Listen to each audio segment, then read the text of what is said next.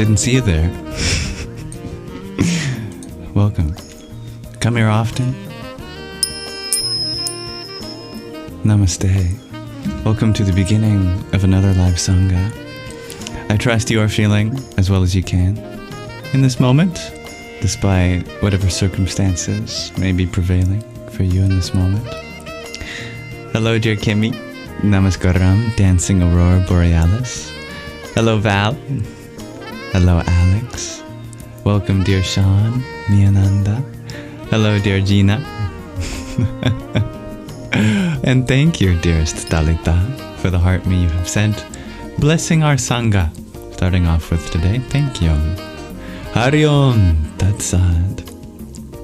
Thank you, Gina, for your pair of roses also. Radhe, Radhe. Hello, dear Donsuela. Well, if we are in an elevator, let us go up and up. Snow stopping our ascension now. Allow me to set the intention for the space as being a welcoming environment, open to everyone, regardless of their background, identity, orientation, ethnicity, belief system, etc. May we come together as fellow students of life to uplift each other, relate in one another's experiences, and share positive sentiments. Well, whoever smelt it dealt it, dear Sky Guardian. Or is it whoever did the rhyme, did the crime?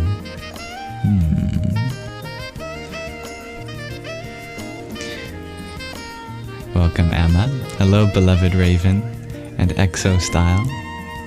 And thank you, Emma, for your rose. Jaya Sita Ram. I love to also start with a Shanti mantra, a peace prayer taken from the Katha and Taittiriya Upanishad. It goes like this.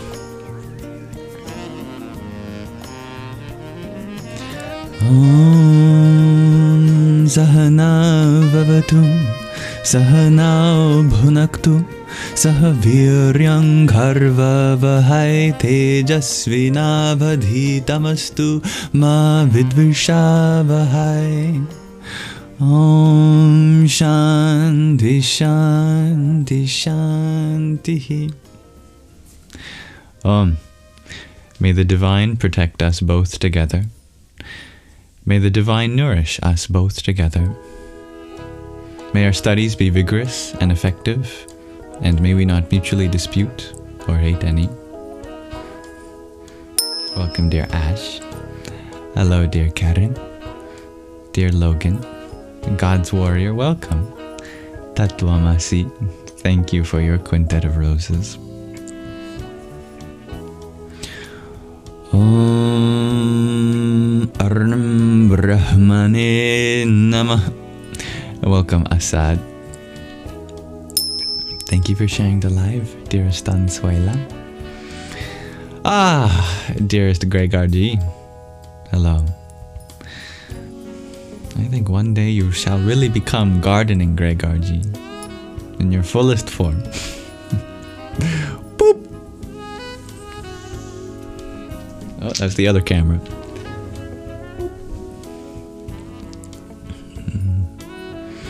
Hello, Rob G.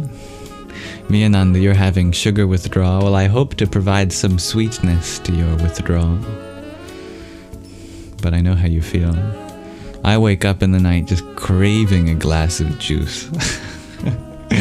And I stumble my way into the kitchen, throw open the fridge door, grab desperately a jug of juice, get a mason jar,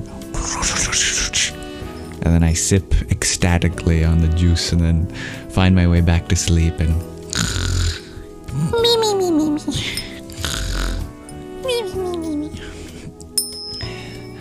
hello to all the lovely Omis. That's right. Shalomi, my Omi.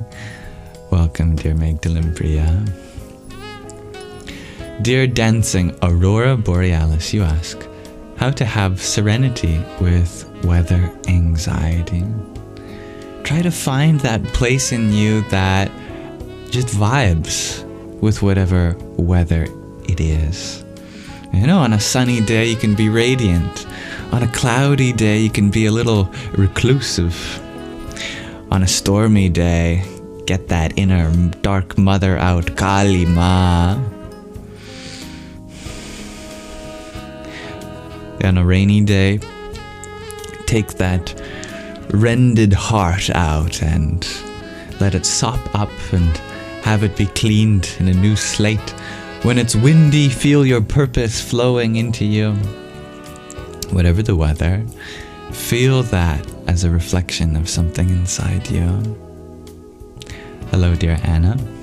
I see your change of profile pic. Hello, dear Shakira. Thank you, dearest John Simon, for your heart me and rose. Om Kang Jahnavyaya Namaha. You're very welcome, dear dancing Aurora Borealis. And whatever the changing weather patterns may bring, know that there is an unchanging sunlight within you that illuminates this world from the inside out. Hello, Muse. Oli, dear Orla.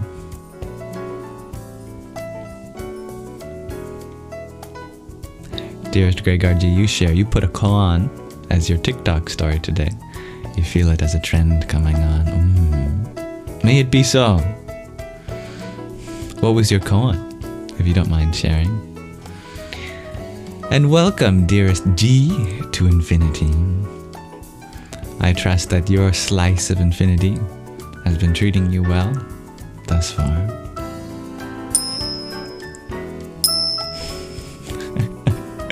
Sky Guardian, you're still upset with the person that farted while you were meditating? Sounds like you've been doing a good job to distance yourself from identification with your own body.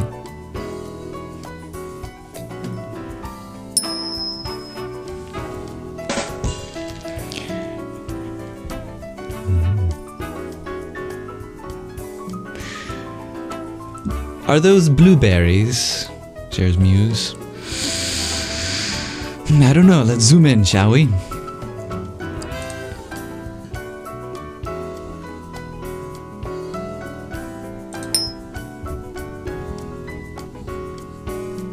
Wow, they look like berries.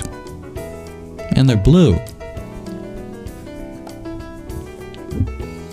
If it quacks like a blueberry, it walks like a blueberry.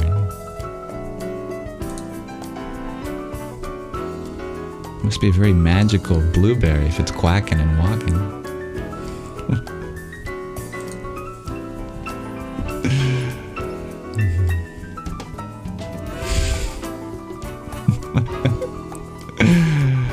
Is this my Sangha snack? Asks G.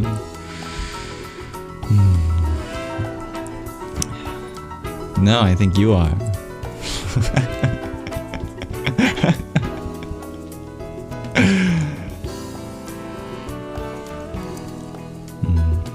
All right, let's read from another section of the journey home.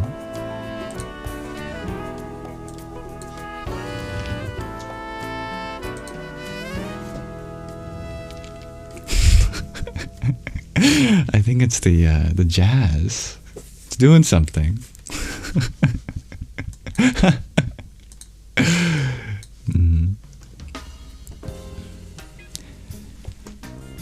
Today we begin the second act of our book, The Journey Home. In the first act, our dear protagonist has explored his childhood from growing up in Chicago to Highland Park to leaving home and exploring Europe and hitchhiking across the Middle East to finally enter Mother India, which is the name of this act.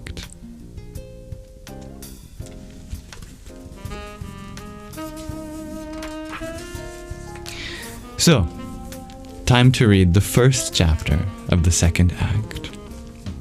May this reading relax your mind and awaken your heart.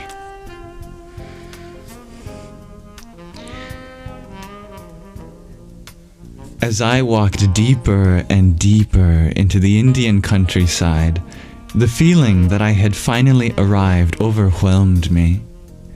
Evening was falling. In my heart, I embraced every leaf in the trees, every star in the sky, and every plant in the fields. Everything was thrillingly new, yet profoundly familiar. As the twilight faded, a deep stillness covered green fields that stretched out into the distant horizon. Birds warbled and frogs and crickets chirped. I knew that on my own I could never have survived my arduous journey to this point. By the grace of God, I had come home. I walked for some time before flagging down a car.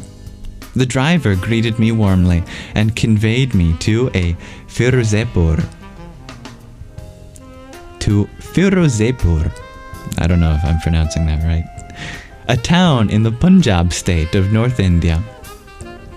After a pleasant discussion, we arrived at the railway station, where he offered me passage to Old Delhi. In the course of my entire journey, I had never traveled on a train, always hitchhiking or riding on the backs of trucks, in poor people's buses, once on a camel, and on overcrowded ferries. Now a railway passage was being offered. How could I refuse? Looking forward to a restful trip, I walked along the platform with my new friend. Up and down the platform, vendors wheeled carts filled with full meals, snacks, fruits, biscuits, souvenirs, magazines, medicines, tea, and clothes. Food I had never seen before were being cooked right on the carts. Someone was deep frying vegetables dipped in a thick yellow batter in a vat of hot oil. On another cart, flat dough was tossed into smoking hot oil, instantly expanding like a balloon. Nearby, a wood fire burned under an iron wok filled with sand. The cook stirred, roasting peanuts. The smell of pungent spices fried in cooking oils mixed with the sense of diesel fumes and incense. Hundreds of people conversed noisily as they waited for their next train. Many families picnicked along the railway tracks. Porters balanced heavy trunks on the top of their heads with only a small piece of red cloth separating their skulls from the heavy luggage. Beggars pleaded for charity, displaying their deformities. Some were blind or lame, some had missing arms or legs, burnt faces, or mangled limbs. One man suffered leprosy, put his rotting fingers in people's faces, begging. Mothers in rags carried babies whose eyes oohed with pus and were swarmed by flies. Each one of these unfortunates moved from person to person. Overhead, the speaker system crackled non-stop announcements. Underfoot, human spit dotted the platform. In spite of the clamor and hubbub, dozens of people peacefully slept on the ground amid it all. When the announcer blared the arrival of our train, all passengers suddenly rose to their feet. The whistle blew. Black smoke poured from the engine's chimney and steam hissed. As the locomotive approached the platform, hundreds of people suddenly began running full speed alongside the moving train. My host also ran as fast as he could. "Follow me," he yelled. All at once, when the train slowed to a reasonable speed, everyone began diving in the windows. My friend, while sprinting, tossed his bag in through a window and leaped in behind it. I was running as fast as I could. He screamed at me from inside the train, "Jump now, before it's too late." Diving into the window of a moving train looked incredibly dangerous, but everyone was doing it. Finally, after a few cars had passed, I took my leap, grabbing onto the ledge of a window, but I was losing my grip. Looking down, I shrieked. The huge steel wheels rolled steadily along the track below me. I felt so frail. Struggling and confused, I somehow pulled myself up and wheezed as I squeezed through the window and onto the moving train. Within seconds, 2 others squeezed into the same window behind me. Inside the moving train, I looked around to see people diving and crawling in through every window. By the time the train had come to a halt, every compartment was so jam-packed that no one else could possibly squeeze in. There was no question of a seat. On the wall, a sign read, "Maximum 60 passengers." I couldn't count, but there were perhaps 200 people crammed in all around me. There was no possibility of a conductor even attempting to check for tickets. My host had dived into another compartment several cars ahead of mine, and I never saw him again. Everyone rode for free. This was often the system, I later learned, for third-class compartments in the Indian railways. There was a price to pay, but not in rupees. Inside the train, the crowd pushed and shoved, yet everybody appeared surprisingly peaceful. This was, after all, their routine mode of travel. As the train stormed ahead, people were still hanging partially outside, yet they seemed quite composed. Looking up to the ceiling, I saw metal bars used for baggage storage. Inside of bags, dozens of people had crushed themselves on the racks. I spotted an empty space of about 3 feet and climbed up. Somehow, by tightly curling my body, I too squeezed in with the rest. From the shelter of a baggage rack, I looked down at the densely packed crowd and felt as if I were riding in luxury. I was thrilled to be in India. That old steam engine hissed and whistled through the night until, in the first grey light of the morning, it pulled into the station at Old Delhi. Not knowing where to go, I disembarked and walked aimlessly along this railway platform. Suddenly, somebody called out my name. "Monk! Monk!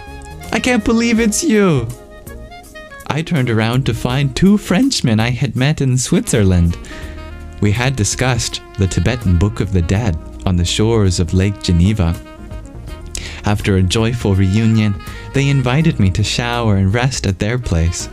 By rickshaw, we arrived at a low-budget traveler's haven, the New Crown Hotel. I took a shower and then rested on a veranda floor until a long, furry tail wagged against my face and interrupted my sleep. I opened my eyes, only to see a brown monkey sitting at my side. His green eyes stared at me from his pink face. I looked back. Never had I imagined that wild monkeys could roam freely in a crowded metropolitan city. 20 or 30 more jumped from rooftop to rooftop, playing or scouting for food. Down below, shopkeepers were just opening, and they used sticks to scare the pests away. My stay with the Frenchmen was brief since they were leaving for Nepal. Saying goodbye, I left the New Crown Hotel behind and stepped into the street. Excitement filled me. What would unfold next in my spiritual quest? I was just turning 20, and Mother India, my cherished destination, was now spread out before me. Coming out of the hotel, I found myself in Chandni Chowk, a crowded bazaar. The streets was lined with endless shops, music blared, incense burned, and monkeys frolicked. I saw brightly colored saris, turbans, and decorations in all directions. Children played with their cricket bats while cows strolled gracefully by. After spending months in the grave and stoic culture of the Middle East, I found this atmosphere to be a celebration of life. I walked through the crowded street, observing and absorbing everything I could. Suddenly, a man blocked my path, greeting me with a barrage of questions. "What is your name? From what country have you come? What are your educational qualifications? What is your purpose for coming to India? How would you like my country?" We walked together as he listened to my answers. "Would you like a refreshment?" he asked. "Please," I replied, excited. He led me out of the bustling street into an empty stall where a bare-chested man with only a skimpy cloth wrapped around his waist took the order. Flicking aside the homemade cigarette he was smoking, the shopkeeper picked up a block of some resin and rubbed it against a stone slab until it became a pale green paste. With his index finger, he then scraped the paste into an iron vessel and mixed it with water, shaking it vigorously. Pouring the preparation into a glass, he tossed in some powdered spices, stirred it with a spoon, and slammed it down on the table. I looked to my host, who was wearing a peculiar smile. "Drink this," he said. "It is a natural beverage, non-alcoholic, and very healthy." Not having had food or drink for over a day, I drained the cup. "Would you like another glass?" he inquired. I gratefully accepted a second glass of the green concoction, and then a third and a fourth. Its astringent taste was unrecognizable. "What is it called?" I inquired. Still smiling, he replied, "Bhang." I had never heard this word before. He said goodbye, and I continued to walk down the bustling street. Suddenly, my mind exploded into a state of intoxication. Strange colors, sounds, and countless people spun around me. My body trembled as waves of disorientation washed over me. I was walking right into people. Paranoid, I grew convinced that everyone was staring only at me. How could I have known that bhang is an intoxicating drink derived from the cannabis plant? Thinking it's harmless, I had innocently drunk 4 glasses of it in a very short time. Horror overcame me as I realized that I must have unwittingly broken my vow never to take intoxicants. Now I walked alone in this strange, unpleasant state, struggling to reach the end of the road where I might escape the intimidating crowds. The road seemed to never end. I helplessly bumped into humans, cows, hogs, and rickshaws. I reached the end of the road and stared through an intoxicated blur at the massive stone walls that guarded the Red Fort. The immense proportions of what in the 17th century had been the royal palace for the Mughal emperor Shah Jahan were overwhelming. In the front was a large open area where a crowd had gathered. In my delirium, I went to see what was going on. An old man in a white turban was sitting and blowing through the 2 bamboo reeds of an exotic musical instrument. 1.5 feet long, it was made out of dried pumpkin. This snake charmer played a haunting drone, all the while swaying from side to side. Surrounding him were about a dozen hand-woven baskets with lids.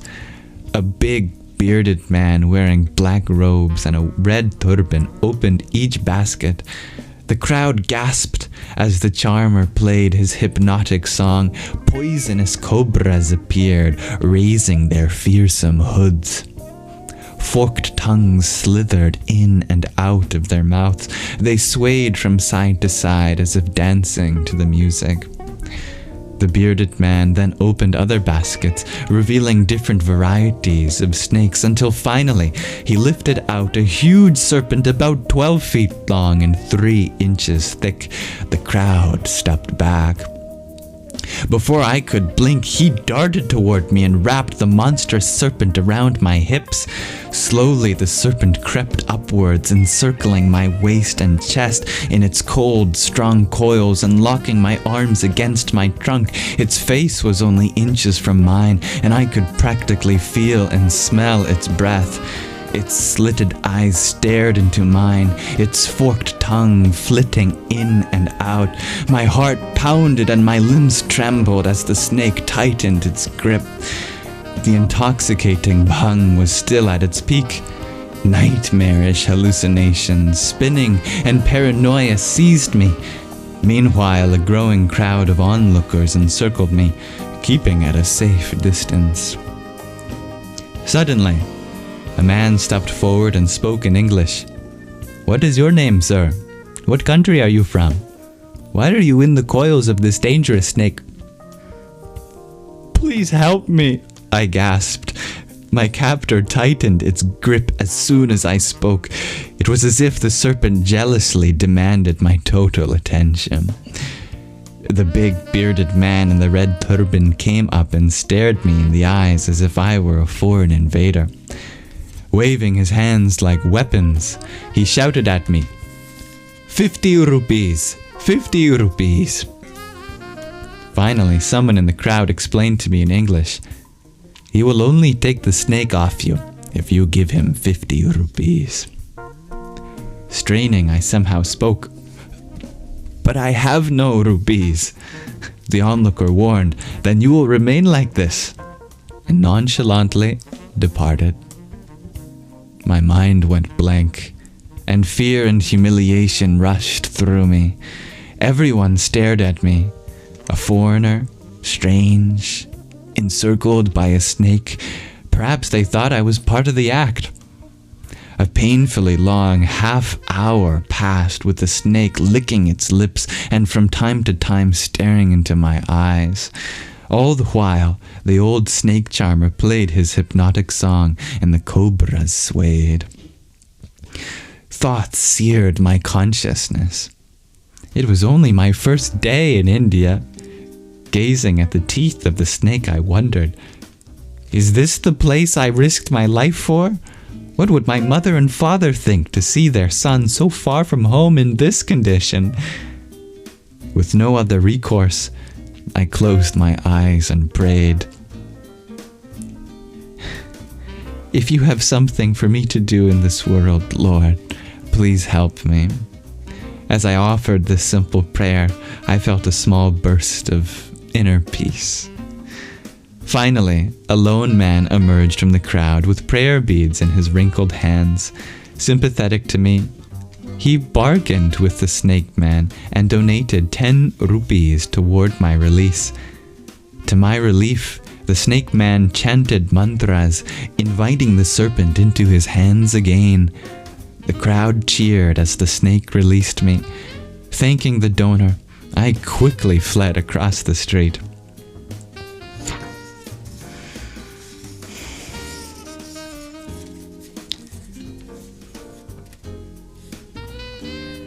There I saw some men sitting on wooden chairs and popping what looked to me to be red candy into their mouths. They asked if I wanted some. Still curious to experience the customs and foods of India, I ate one. My mouth erupted into flames. Drenched in sweat, tears flowing from my eyes, I grabbed for water and drank, but water had the effect of kerosene on fire, increasing the pain. I had just eaten a red-hot chili pepper, the first one I had ever seen or tasted. Again, a crowd of curious onlookers circled around me. I politely thanked the men and went on my way. I thought of the saying, one man's food is another man's poison. That saying had come alive for me as a burning message. I thought of my studies and observations of Judaism, Christianity, and Islam, and my explorations of Buddhism and some of the philosophies of India. What is enjoyed by one person creates suffering for another. What we experience of the world is so relative, so conditioned by our subjective experience. In the same way, God, who is absolute, reveals himself to different people in different ways. My mouth still burning, I realized it would be very narrow to think there was only one way to God.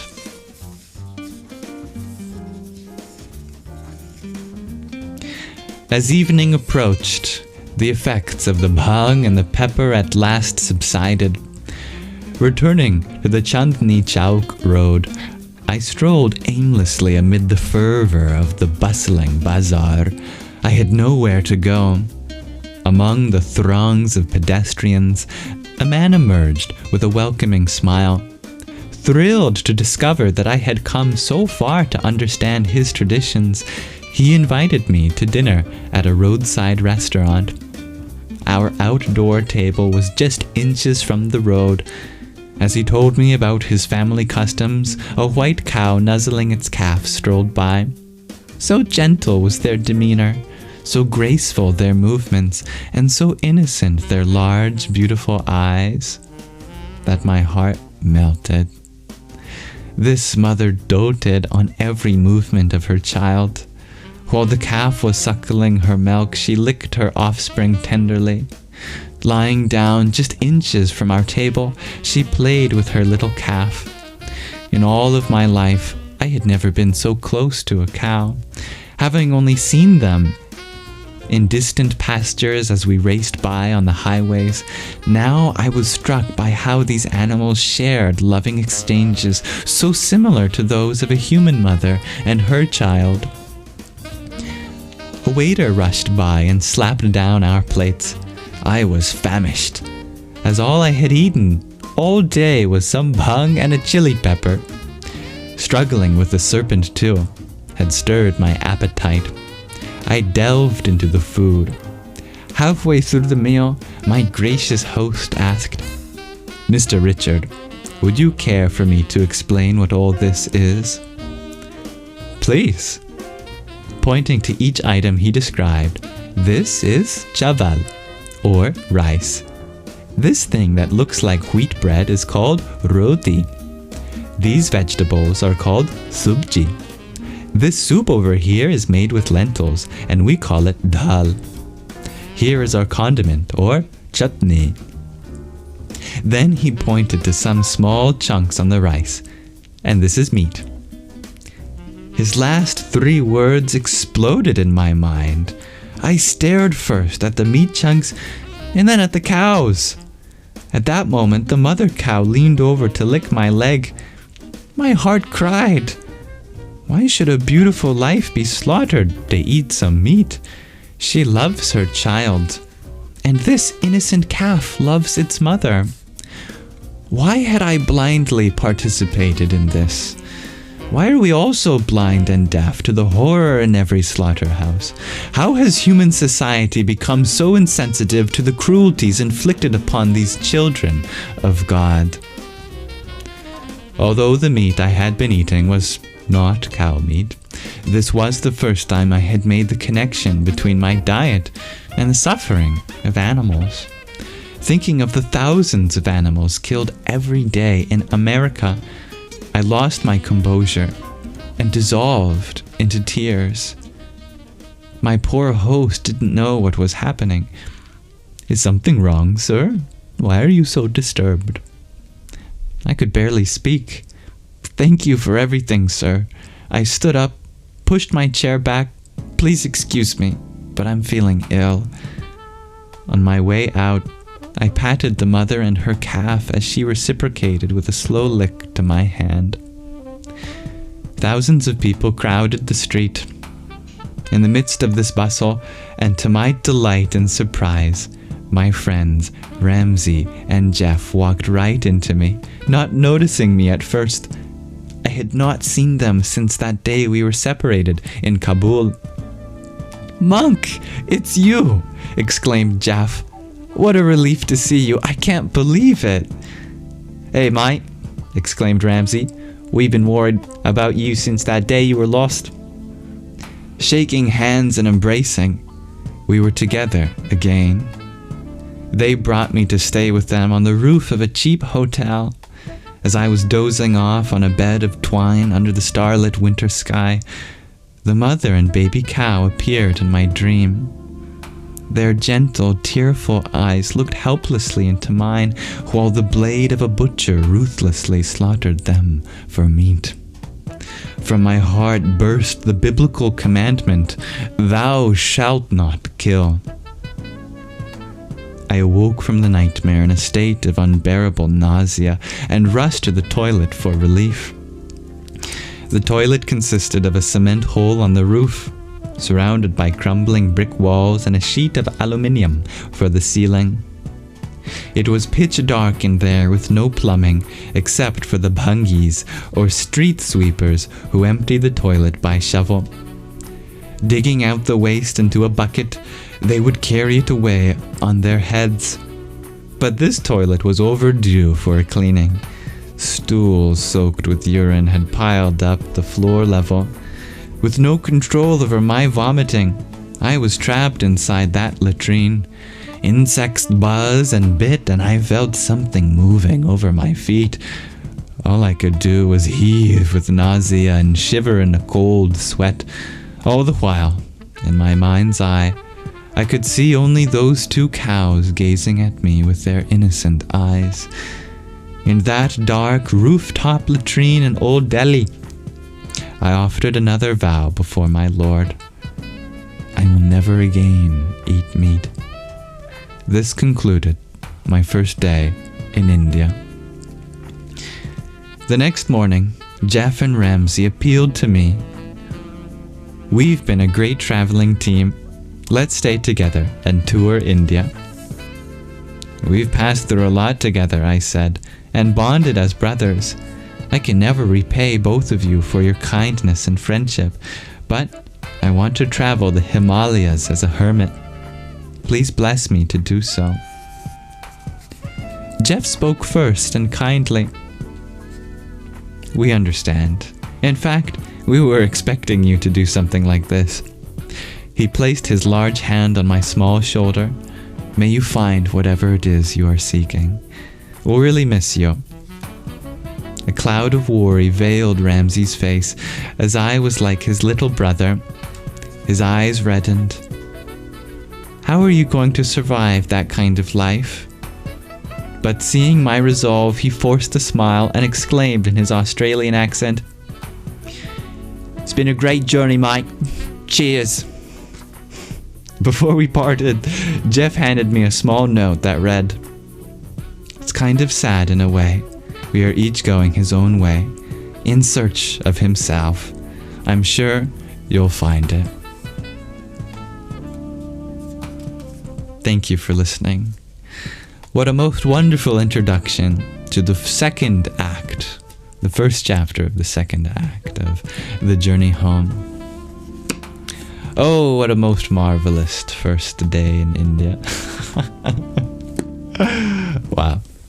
Well, I very much look forward to see how this journey is going to unfold.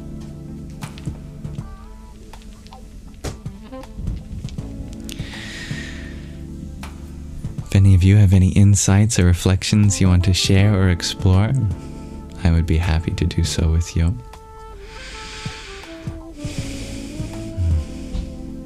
Namaste. That concludes our Shravana.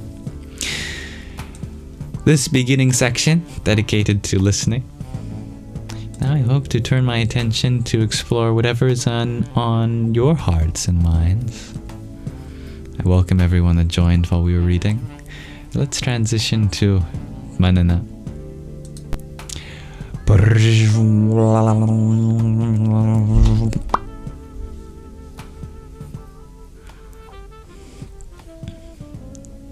Dear Sky Guardian, you're proud of yourself for sending amazing books to read. Sorry, you're not going to be humble for the moment. That's quite alright.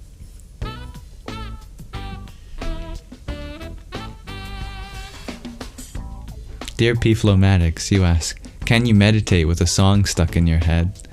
Absolutely. You can use the song as your mantra.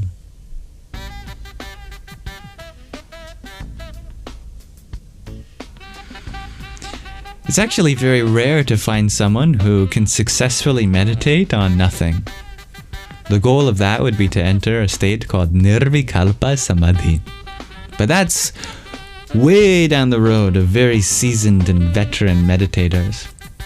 For most, it's best to begin with some Rupa Dhyana, some meditation on form, that you actually move your body, or you move your mind.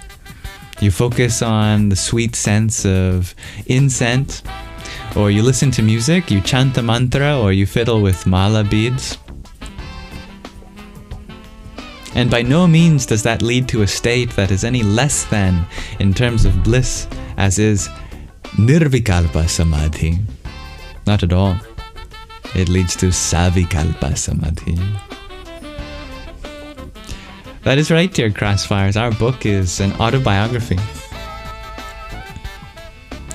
Welcome, Shrihasya Chitrakara. I rejoice in your presence here. I see you've noticed the blueberries.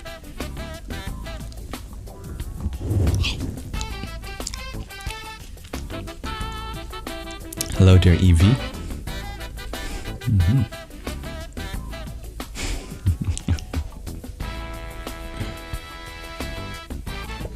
Thank you for your likes, dear Bob.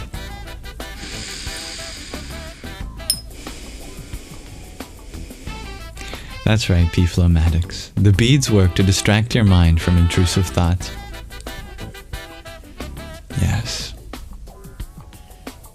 Dear Karin, you ask for me to share a song that makes my soul vibrate. I think the one we're listening right now is a good vibration, isn't it?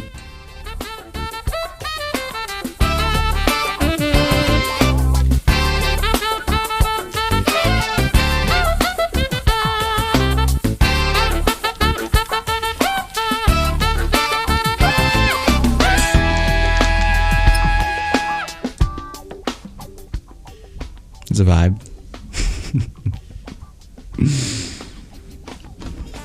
I am wondering how you are all doing at this moment. If I can know what kind of feelings to hold space for, I would love to know. Don't be shy. I say hello to all my silent viewers. You're welcome to watch silently, of course. Feeling ecstatic, dear Bob. Oh, I'm happy to hear that. Glad you loved that, dear Gina. You are dancing in your kitchen, Noor. Wonderful. Mm-hmm. You can really meditate to anything. Something that really doesn't make much sense to me is that if you look up meditation music, it's always very relaxing. But I don't think the point of meditation music is to put you to sleep. It's to wake you up, isn't it? Spiritual journey is all about awakening, isn't it? So why not have proper meditation music that really wakes you up, you know? Gets your energies going. Dear Leah, you share you've been stressed, buried in work lately, dealing with migraines, but right now, okay. I really feel for you. I've had many migraines in my life. Interestingly, I only started getting them when I started drinking alcohol. And it was not related temporally. Like, it wasn't like I'd drink and then I'd get a migraine the next day. It was just during the span of my life that I was drinking, I was also getting migraines randomly. But ever since I stopped drinking about 4 years ago, I haven't had a single migraine since. So very interesting how that worked like that for me. I would get ocular migraines where my vision would literally decay into what looked like fireworks and I couldn't make out anything. You are in a lotus position right now, dear P-Flomatics. Ah! Let me get in a lotus position too.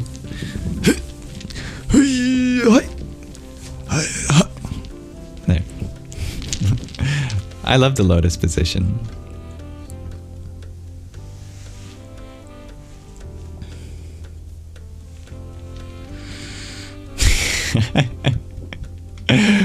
Sky Guardian, what an influence you are.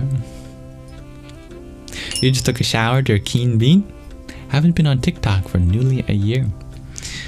Well, with this clean slate, may I set a good impression for you.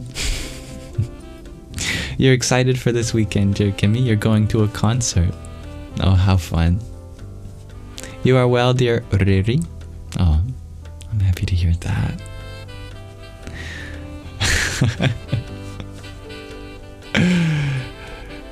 It's Jazz Wednesday today, dear. Okay, it's Believe in Me, Jackie. Time after time.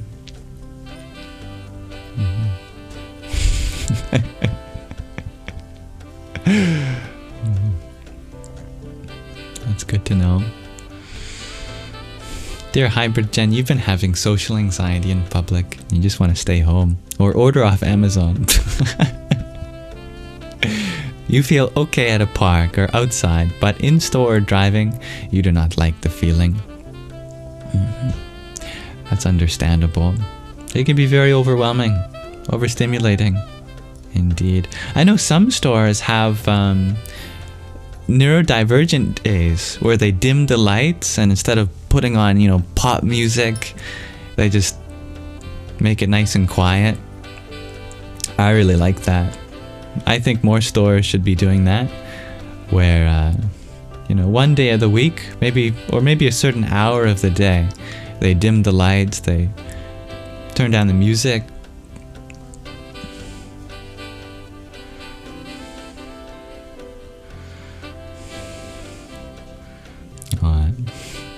I love to see all of the happiness being shared from user to user here. You're experiencing agoraphobia recently, dear Jackie. It's something that you're not alone with. Ironically, although agoraphobia is all about feeling alone, you're not alone in that, as many people are feeling that way. I think ever since the pandemic, it triggered a lot of people's agoraphobia. The feeling of having to keep safe indoors.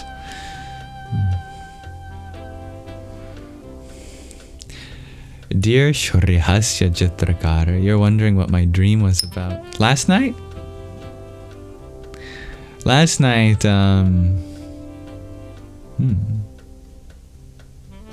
I don't know if I remember my dreams last night. I slept pretty deeply last night. For the first time in a while. Hello, dear Chloe Evans. How are you feeling?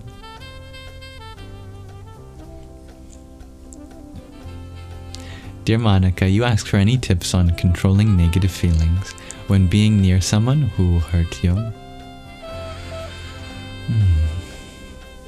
I don't know your situation, dear Monica, but if you have a choice to not be near someone that you're still healing from, then any way you can to set boundaries, please do so. I hope you don't feel like you have to be, that your company is expected or necessary. On the subject of controlling negative feelings, I would say don't express them. If you have to be with this person that has hurt you before, let them know how they make you feel. The last thing you would want is for them to be ignorant of your feelings, given everything you've already gone through. You can always do so in a polite way. Share with them that I'm feeling uncomfortable, and you can even say that, it's not your fault. There's also my own trauma that I'm dealing with, that I'm being triggered by. And even though you're not hurting me in this moment, I still have a lot to heal from, and I hope you give me some space and compassion, understanding to do so. Also, there isn't necessarily a label of negativity that need be applied on any emotion. You're allowed to feel whatever you're feeling. Sometimes it can be a positive thing to allow yourself to be angry or sad or fearful.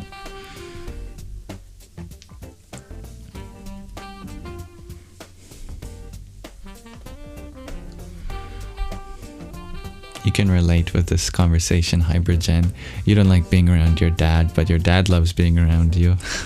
That sounds like a conflict of interest for sure. I'm sorry.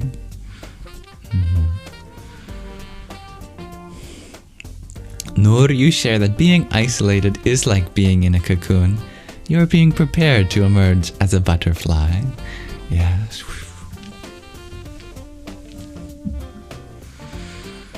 You fear most humans, shares Karin. I understand.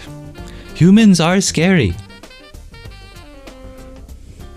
Hello, dear Anna. We got Anna music note.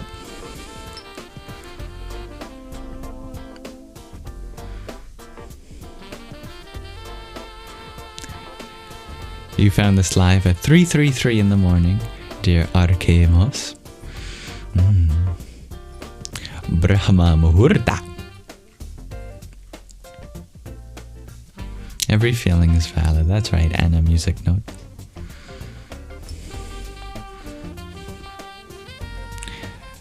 P-Flomatics, you share. This guy knows his shit. You can call me a shitologist. Maybe don't, actually.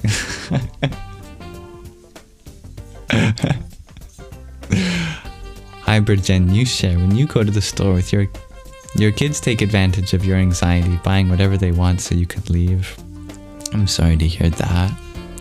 I hope you can be honest with them. Say that the reason... You can tell them, you know, the reason that I get you these things is often because other people's emotions, especially yours, are really important to me. And if you're feeling better, then I feel better.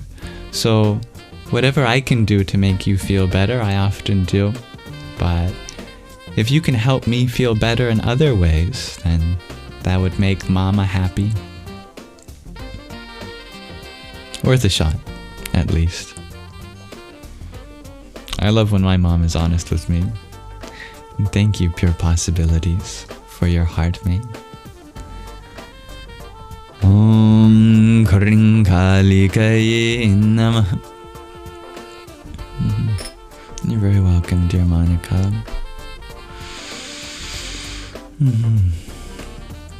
Oh, it's quite a sacrifice that you make to be with others you love. I hope they recognize that and create a safety net for you. Dear Nessal, you're wondering if I am a Christian. I have love for the Christ. Let's put it like that. But that love is not exclusive to any form of the divine in particular.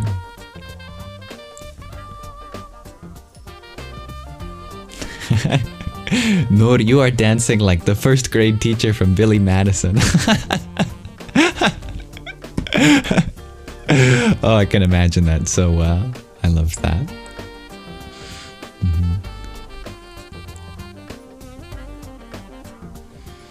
Dear Anne, you share that those who have moms should feel blessed. Absolutely. And even those of us who do not have a mom in the traditional sense in our life, I believe that there's a divine motherly force that's always with you no matter what.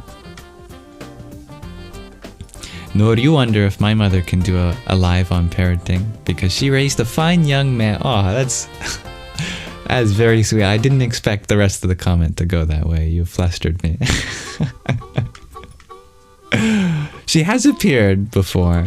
Every now and then she likes to make an appearance. One day I was chanting a mantra and I had previously told her the story of how my computer glitched on a previous night and it was looping the mantra, and I had been there for hours chanting because I didn't want to open my eyes and stop chanting. Afraid that her son was going to chant all night and not get any sleep. Another night that I was chanting for a long time, she came into my room and appeared on the live. That was cute.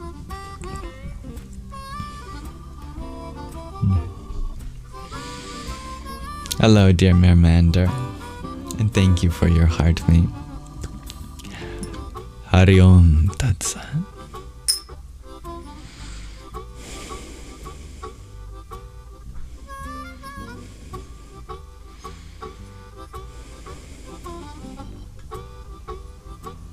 Dear Spinudha, you ask, what do I love about Islam? What I love about Islam is, first of all, the sense of hospitality and community among Muslims. I think it's so beautiful of the brethren, the brotherhood that is there, the unconditional love for a fellow devotee of the divine. Also, just all human beings in general. What I really love about Islamic philosophy is the conception of Allah as formless, first and foremost. It reminds me a lot of the idea of Para Brahman being Nirguna Brahman. In Sanskrit, Brahman means Godhead, or the ultimate reality, universal consciousness. Para meaning supreme. So there's a certain quote. Para Brahman, Nirguna Brahman. That the supreme Godhead is Nirguna, without form. And I love that.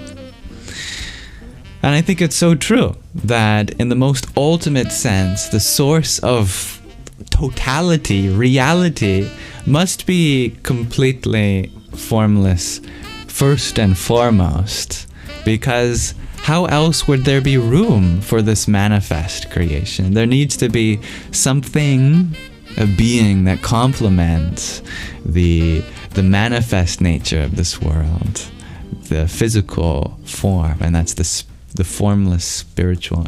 Also reminds me of the Holy Spirit in Christianity. I think there's overlaps between so many different religions, and the concept of the Dharmakaya in Buddhism as the ultimate source of wisdom that has no form itself. That's really significant for me because that's how I first stumbled upon the divine, through mathematics, as I was thinking about the concept of zero, the concept of nothingness, the empty set, and how that could be used to construct all other numbers, all other sets, the whole universe. Everything can be made from that supreme, ineffable nothingness. But that nothingness has a kind of charge to it, a kind of presence, a kind of zest.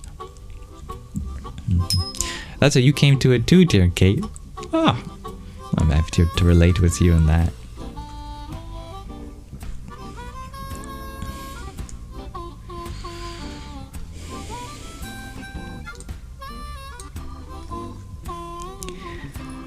Okay, it's Believe in Me, Jackie. You're wondering about the differences in my profile. Well, the differences in my profile happened about a year ago, so I don't know if you're talking about anything soon. More than a year ago now. Make sure you have the right profile. I know there are impersonators of me on this app, unfortunately. But I used to have a lot of math videos up, more than a few years ago now, and other videos. I took a lot of them down because they came from a place of anger, actually.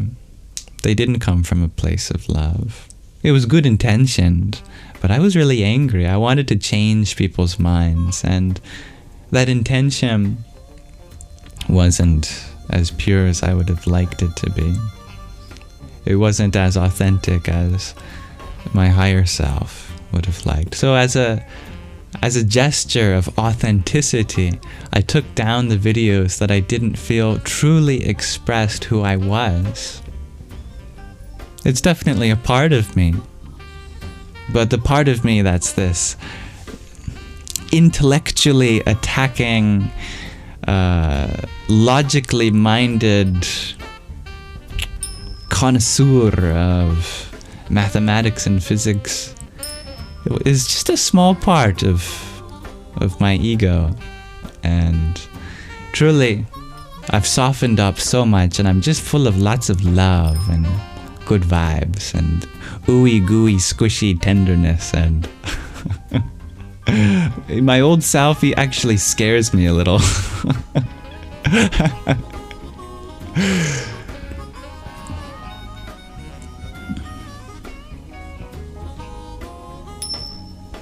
Dear Archemos, you ask, what do I think about listening to pure solfeggio frequencies such as 432, 528, etc.? If they resonate with you, it's a beautiful thing to do. Listen to pure tones, very relaxing for the mind, indeed.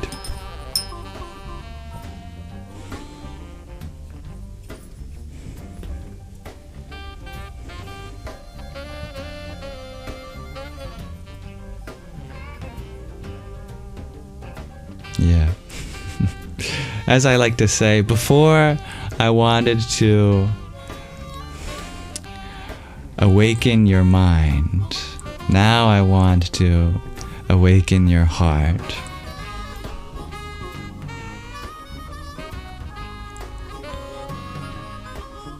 But yes, that would be my shadow self indeed, dear Crossfires. I should keep him for some cases. Oh, I do. Don't worry.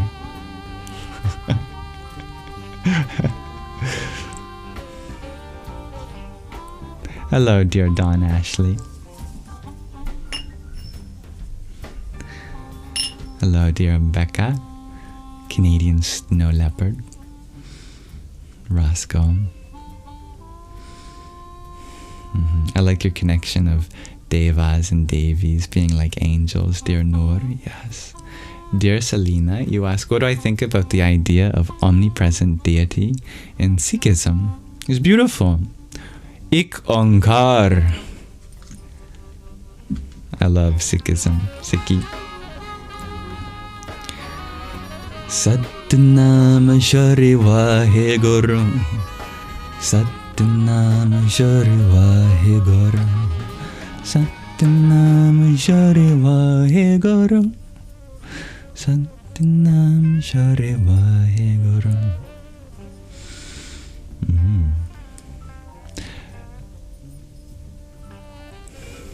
Okay, it's believing me, Jackie. You're wondering, did I go by Yam back then, or did I have another name? Well, it was still Yam. That much hasn't changed.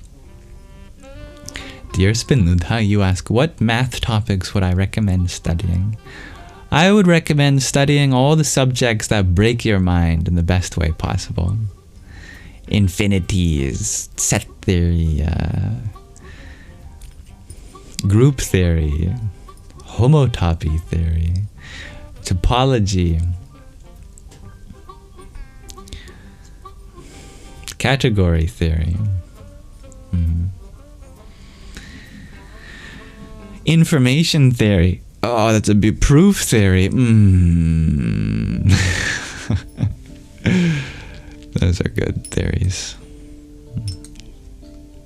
Can you study anything you like, or is it hard? You can study anything. Yeah, as long as you understand this, okay?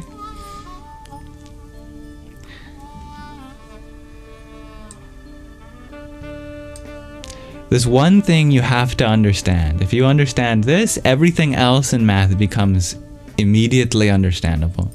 No matter if you jump from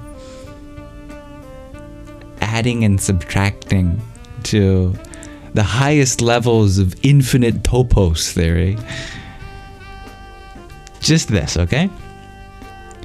A monad is a monoid in the category of endofunctors. If you just understand that, you'll be fine. A monad is a monoid in the category of endofunctors. That's all you have to understand. Now repeat it back to me. A monad is a monoid in the category of endofunctors.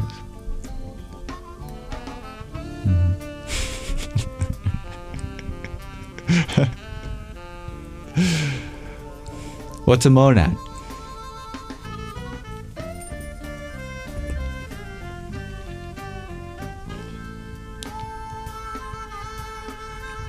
Monad is a monoid in the category of endofunctors. There you go. You have now been christened with the mantra that will open up all realms of mathematics. Okay, it's Believe in Me, Jackie. You ask, what do I do when I'm not on here? Well, to be honest, a good portion of my day is spent on here. I practically wake up, go live, and then do something else, and then go to bed. That's something else. I like to hang out with people that are important to me. I like to go through my messages from all of you. I like to upload these live streams and the clips from them. I love walks, eat some food, hanging out with my kitties, watch movies. I recently watched the movie Flow, which was from Latvia, I believe, a Latvian animation that had no words at all. So anyone in any language could watch it. Beautiful movie, Flo.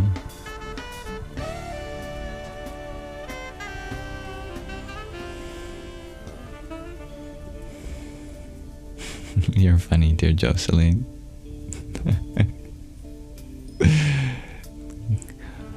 Bonsoir, dear Karin. Karin. It is a beautiful movie. A movie about trust. A movie about vulnerability. About community.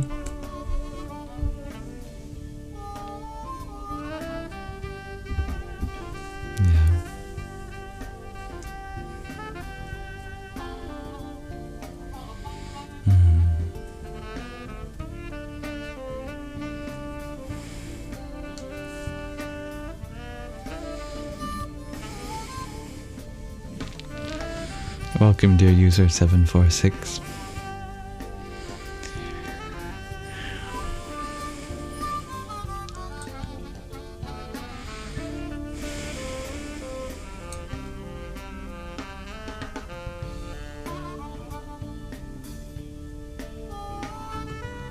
Greg RG, are you still here?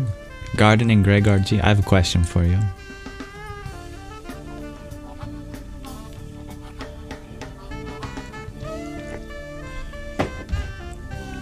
Yes, no, maybe so. You understood the one thing. Good, Spinuta. Perfect. I don't think Gardening Greg RG is still here. That's okay. I'll ask him another time. Looks like it's a real thing. Oh, it's a real thing, alright.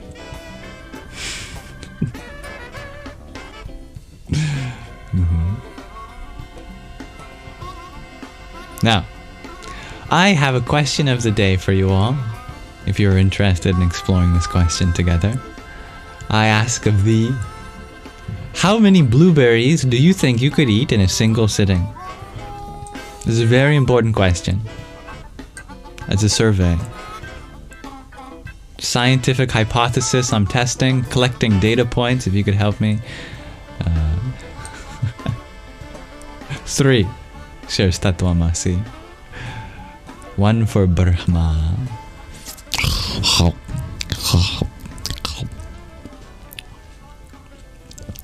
1 for Vishnu. 1 for Mahesh.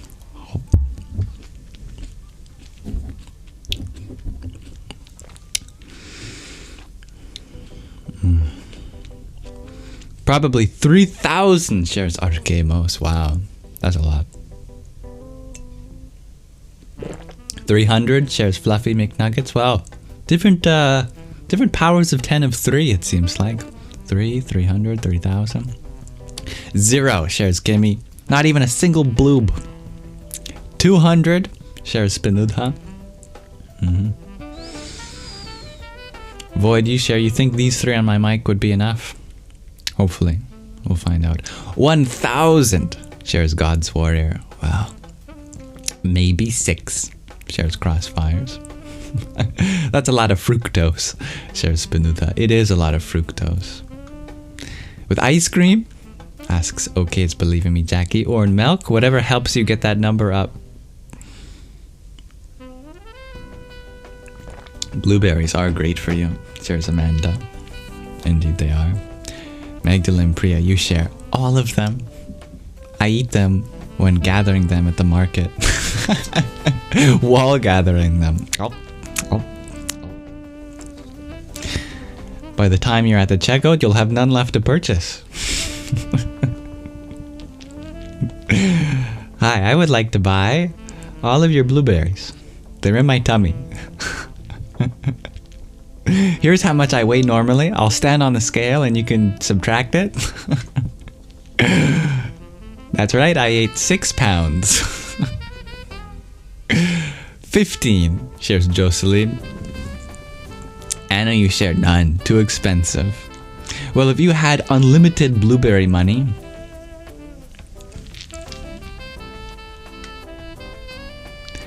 Saphicautist, You share specifically 13. Jocelyn, you share a 15. 300 shares Lindsay. Noor, you share local, half a pint. Elsewhere, 12. This is by far your favorite question of the day so far, shares Shuri Hasya Chitrakara. All of them, shares Zachary. Riri, you wouldn't want more than 20 or so. It's a safe number. Yeah, scan your checkout. Scan your stomach for checkout. Exactly. Dear Shuri Hasya Chitrakara, you would say a cup full of blueberries. You like to put them in the freezer, then snack on them in the tub. What an amazing... Yeah. Bubbles in the tub. So you do like a bubble bath.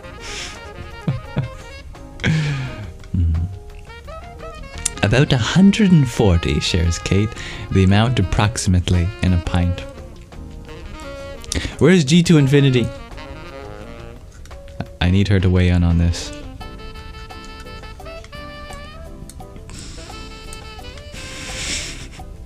Mermander, you love about 30 blueberries mixed with cashews or macadamia nuts. I've got some nuts by me as well, actually. I've got some walnuts. Walnut ASMR.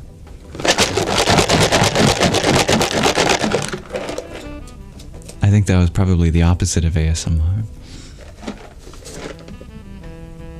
That was nay ASMR. Nay.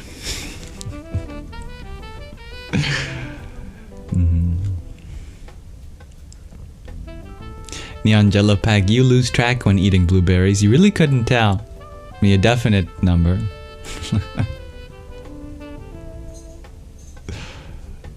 You could eat the whole pint for sure, dear Neon Jello Pack. Hello, Taco Bella. Welcome, Dakota.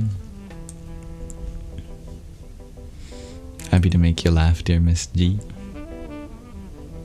Dear Hybrid Jen, you're at the store right now. You're keeping this live on you. Alright, don't let your little ones trick you. Do they really need Lucky Charms, but just the charms? No. Do they really need that Reese's Buttercup? Maybe. Maybe one.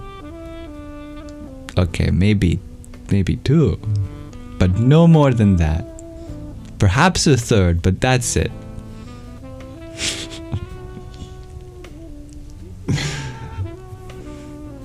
Unless they're allergic to peanuts, and please do not get even a single one. It's closed? Oh no. But you're safe. By grace. Amanda, you have almonds and pumpkin seeds because you ate all your walnuts. Delicioso. Add peanut butter to your smoothie. Ah, I love a good peanut butter smoothie. Peanut butter blueberry smoothie.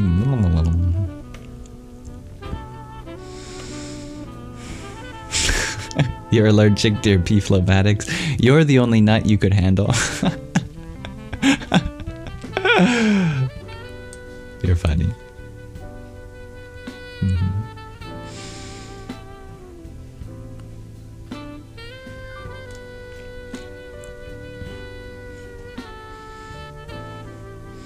Your kids are freaking out, dear Hybrid Gen. Meltdowns, it's closed. Well, you'd much rather deal with them there than rather than inside the store. If they had that energy inside them, you've dodged a bullet. Too many shares random videos, pics. You love blueberries, especially the huge ones you get from Sam's Club. I like a good big blueberry. I also like a really small blueberry, you know? They pack a punch. Someone was telling me the other night that the sour ones are just They're just frustrated because they didn't get enough sunlight and water. Their own sourness are their annoyance. You can taste that.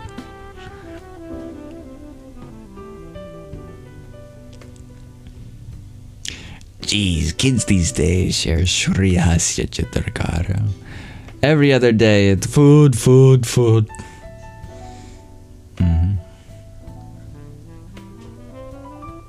Noor, you share all this food talk. You ate a bean salad, added feta. That sounds delicious.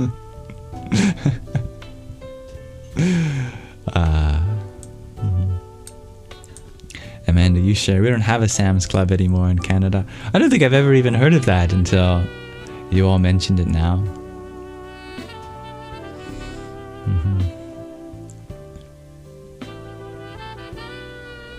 Random videos pics. You share Sam's Club in your neck of the woods. There are huge blueberries that are bigger than a quarter size. Wow. Wow. Void, you like the one sitting proudly on my mic. Chico, who's a little guy?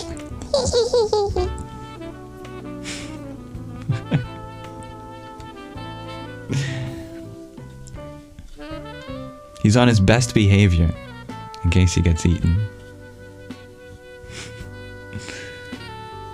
This is Blueberry.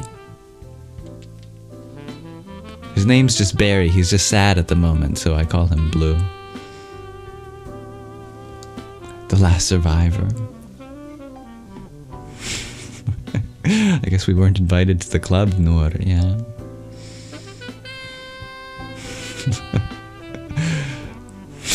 Spunuta, you ask, do I think the one sitting on the mic might have consequences? Yeah. I'm not gonna eat that one.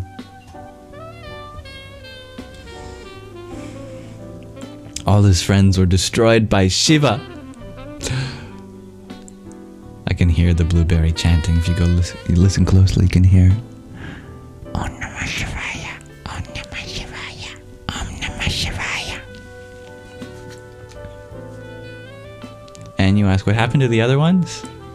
They're on vacation.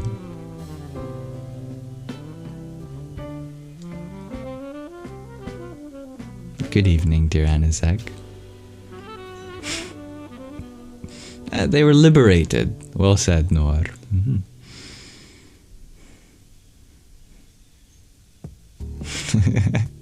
You meant consciousness, Benuta. Have consciousness, not consequences. Well, if we want to be really precise with our words, to have as a verb implies possession. Does anything possess consciousness? What is consciousness, if not the possessor of all experiences, the witness? Consciousness has this experience of life. Consciousness has a body. Consciousness has sights, sounds, smells, tastes. It's not what parts of our experience have an experiencer. It's what is that universal experiencer experiencing.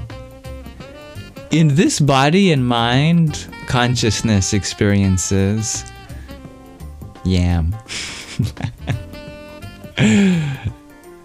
Sight, sound, smells, tastes, feelings, thoughts. The consciousness in this blueberry probably does not have any of those things.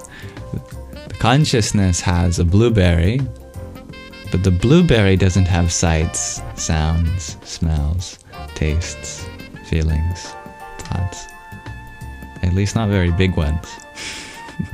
There's still a little sensation, I'm sure, a sense of growth when it's ripening, a sense of still being attached to the tree or not. But it's just a little bit. Greg RG, you're wondering how many, there's another Greg here. Huh. Getting confused. Dear Greg, Greg G. Yes, my question of the day is, how many blueberries? How many of these? If you were to count the amount of blueberries you would eat. Hello, Sakura. Sakura.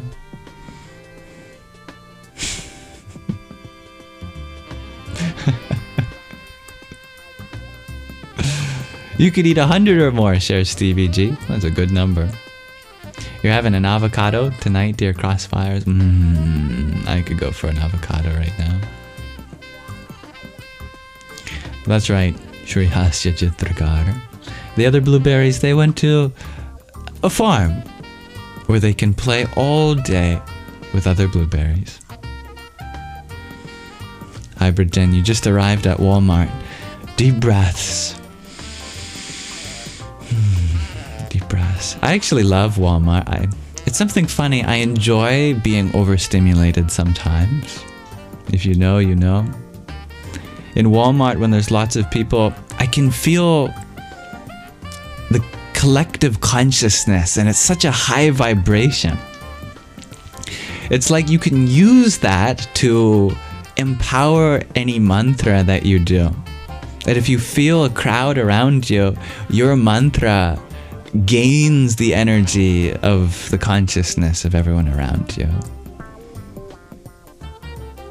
It's like your mantra just pervades and resonates with everyone else there.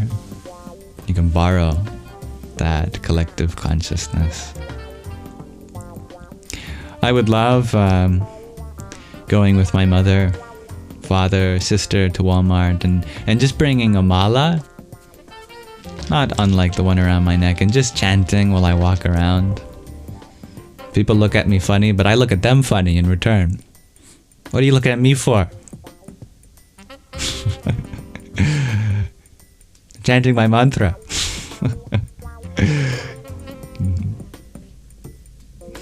All the chatter becomes a steady hum.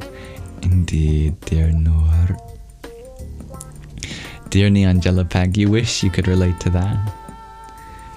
May your wish be granted.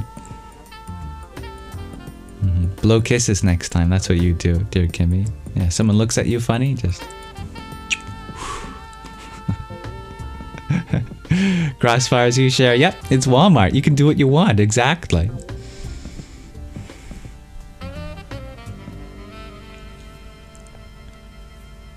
Val, you share. You imagine Walmarts are like the size of entire shopping centers there in Australia.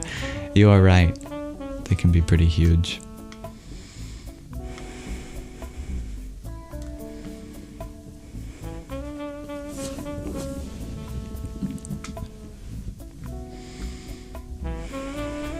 You don't know about high vibration at the Walmarts by you, dear Stevie G. It's all about the intensity of a presence. You can feel all the emotions. You can feel the high energy, the chaos. If you can learn to love it, it becomes ecstatic.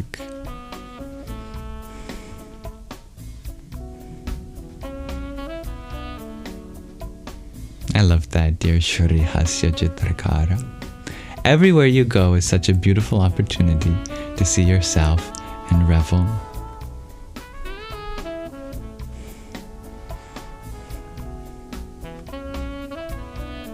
Noise can be a kind of meditation.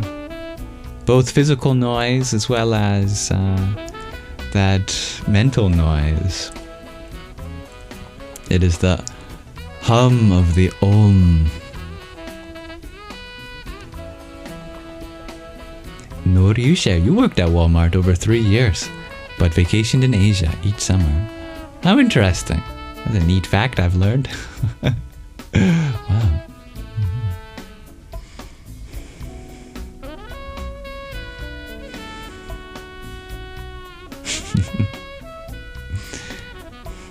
I appreciate your vulnerability, dear Beef Casserole. Please teach you that way of being, shares Stevie G. You're trying your challenge, but it's not easy. Well, we wouldn't call it a challenge if it wasn't challenging. If you feel challenged, It's working. You had to go as far away as possible, shares Noor. I understand. Now, I can have a meditative experience in Walmart if I'm there for a few hours at most. If I had to be there for 3 years, I'm sure I'd never want to go back in a Walmart ever again.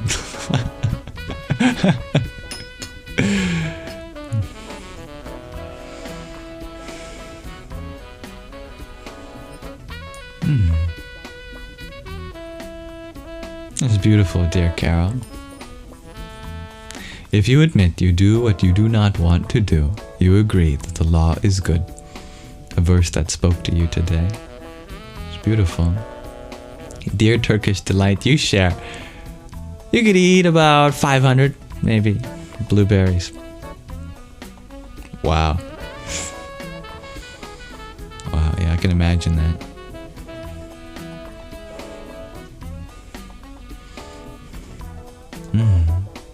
Who hath sent me a heart me whose name does not render in the donation display? Is that Sazrar?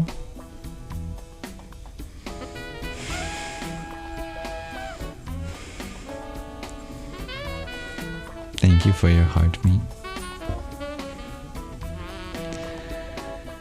Om Bharam Hanumate Namaha.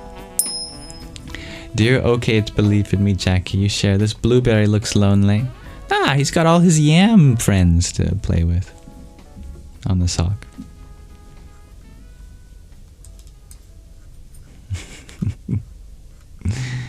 How can he be lonely then?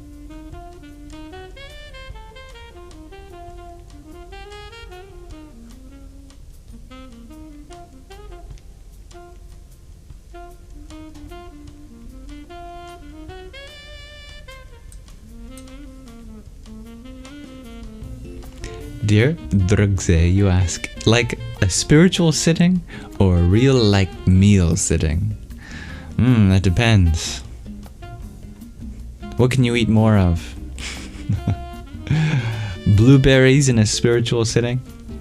Or blueberries in a meal sitting? What if your blueberries are your break of fast as your spiritual austerity? Thus you challenge yourself. Just how many blueberries can I eat?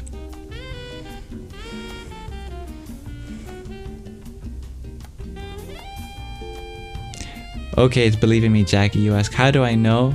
Is blueberries not a she? Oh, it's a good point. Yeah. Mother Nature would beckon me to call her a she. But the stillness and divinity I perceive would implore me to use he. On the surface, the divine feminine. Deep down, the divine masculine. Mackerel, you'd say about 500. I believe you.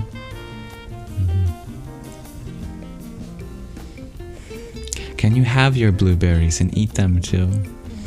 Something I ask myself every morning, asks Noor. Dear Shy, you ask, tips for turning 30. Just another day.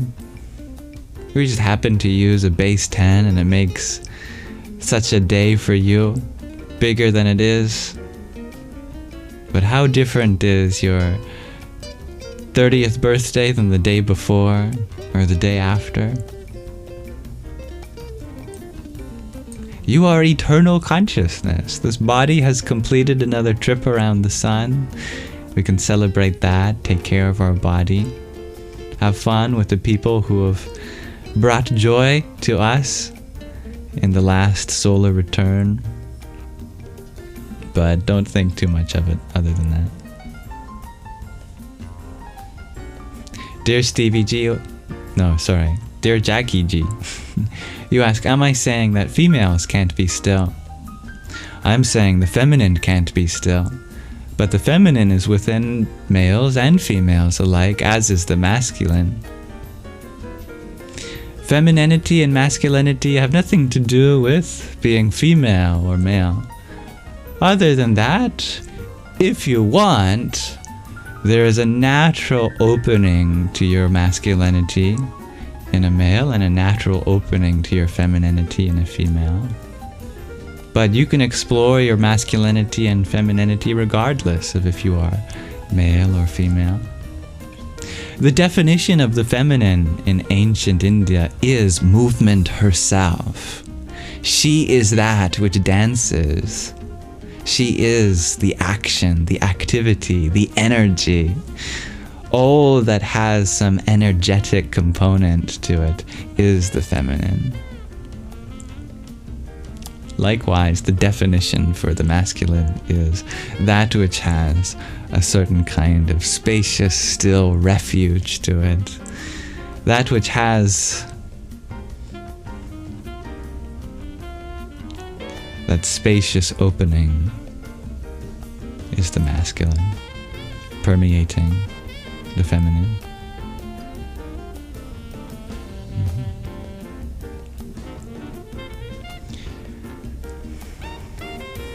It's Mother Nature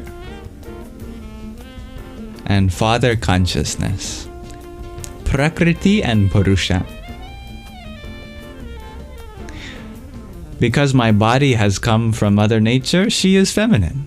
Even though I am a male, my body is feminine. All bodies are feminine because they all come from the Mother. And despite our feminine external expression, we all have that divine masculine as our consciousness, as the space of witnessing, the divine observer, the witness. And together they are inseparable companions. Consciousness without nature would be very boring. There'd be nothing to experience. Just being. That's boring. And nature without consciousness would be beauty without an eye to perceive it. Just happening, but no story to experience. We need both consciousness and nature, Purusha and Prakriti.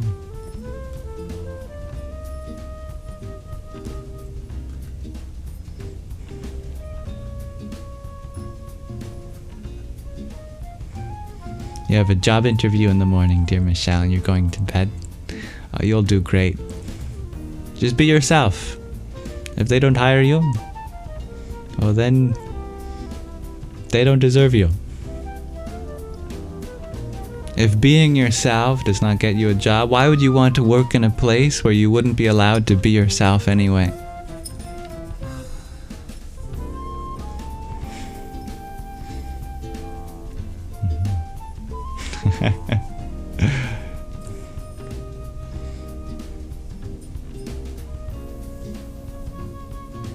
Dear Jayusha, we can eat many blueberries.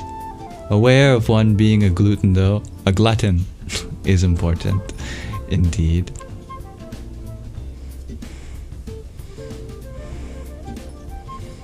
Dear Lauren, you're curious what my sun's sign is. In modern Western astrology, it is Libra, 1st of October 2001. If you take into account the precession of the ecliptic, I believe it's a Virgo, which most people don't do, however. Such would be the case in sidereal astrology, for example. And if you use a different astrological system like Vedic astrology, I'm sure you'd get something different too. So it depends on what your astrological system is that you're using. But if you want to do the calculations yourself, depending on which preferred system you use, I was born at 8:08 in the morning in Calgary, Alberta, Canada, at 01:10:01, the 1st of October 2001.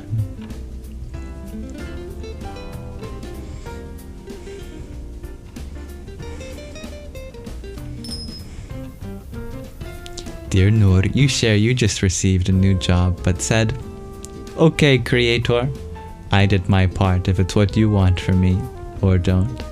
I love that. That reminds me. I think it's time for another episode of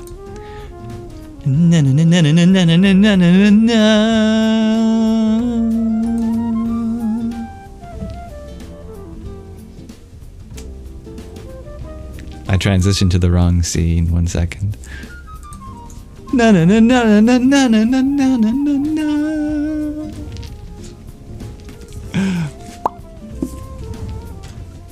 Time for another episode of Ruminations. Why don't we continue reading where we left off? We were in Ghazals. This poem by the Sufi mystic is called This Bewildering Game. Translated by Nevid Ergin and Kamil Helminski. We'll dive right into it. How are you? How are you? Neither how nor what will understand you, except for the Sultan, the one who is beyond how and what. No one will be able to understand. Oh, my beauty, the universe is illumined by you, filled with light, yet neither the sky nor the earth can see it fully. A wind moves this blue curtain, but it's not the air blowing through, it's a wind known only by God. Do you know who stitches that cloak of joy, that cloak of grief? Why does this cloak think himself different than the one who sews? Do you know what image shines in the mirror's heart? The one who knows is the one whose heart is pure. The universe is a banner that keeps fluttering. Your heart sees the banner. Your soul thinks it's the air that makes it move. But the one who knows how helpless air is, recognize that everything is nothing but God. O gods, Shams of Tabriz, our Lord has so many tricks up his sleeve. Without your dice, how could the soul even begin to play this bewildering backgammon game?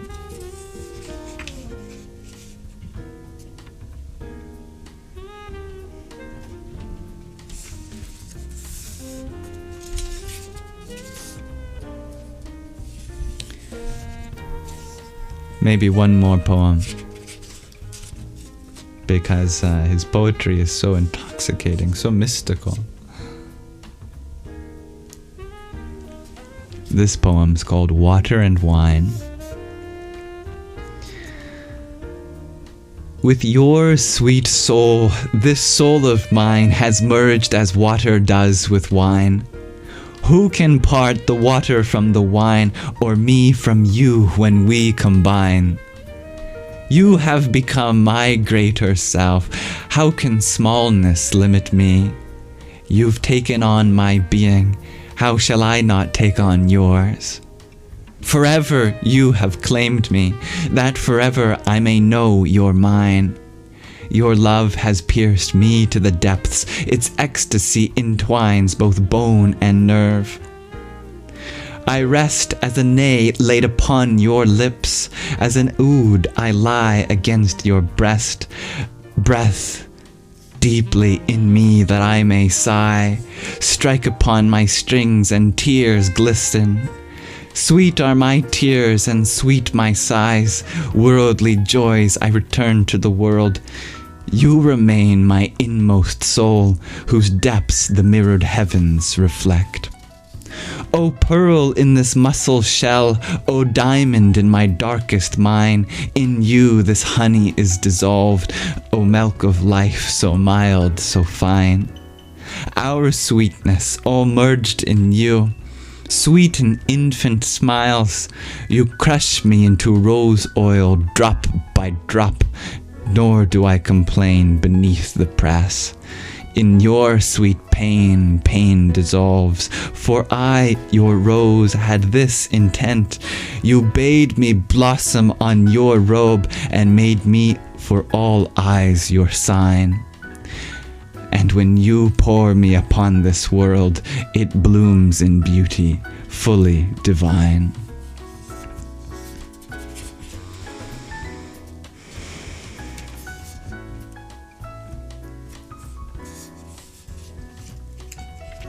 For those that want some additional context to the two lines, I rest as a nay laid upon your lips. A nay is a reed flute. And as an ode, I lie against your breast. That is an ancestor of the lute. Such poetic, tender symbolism from Rumi, describing his soul beloved.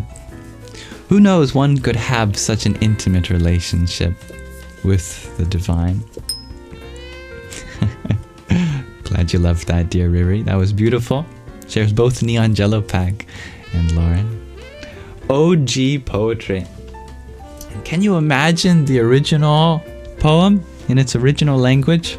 I don't know the language that Rumi wrote in. Was it Arabic? Its translators have done an excellent job translating it into English, even 800 years later.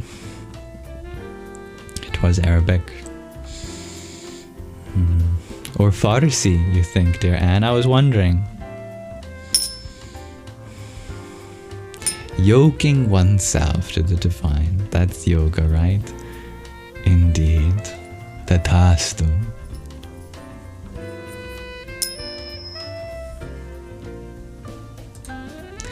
Well, I thoroughly enjoyed that. Thank you.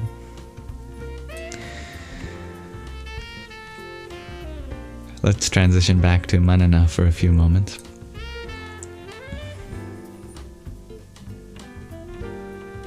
Persian and Arabic shares Noor. Thank you. Okay, it's Believe in Me, Jackie. You can relate to this blueberry. This one right here.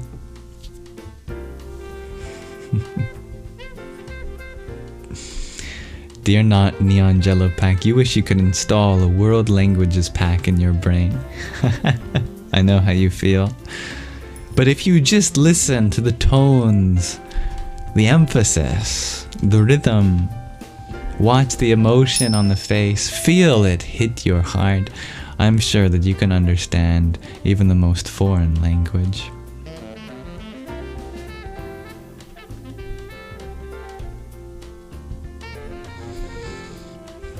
Thank you, dear Carrie Lou, for your Heart Me and Team bracelet.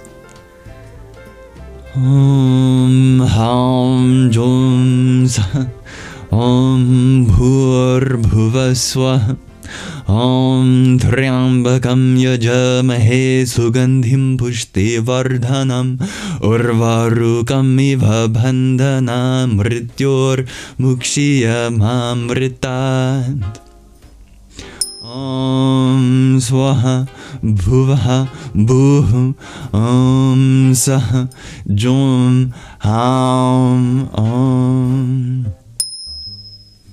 Dear Gina, thank you for your rose as well. Hare Krishna. Good evening, Sarah Sequence.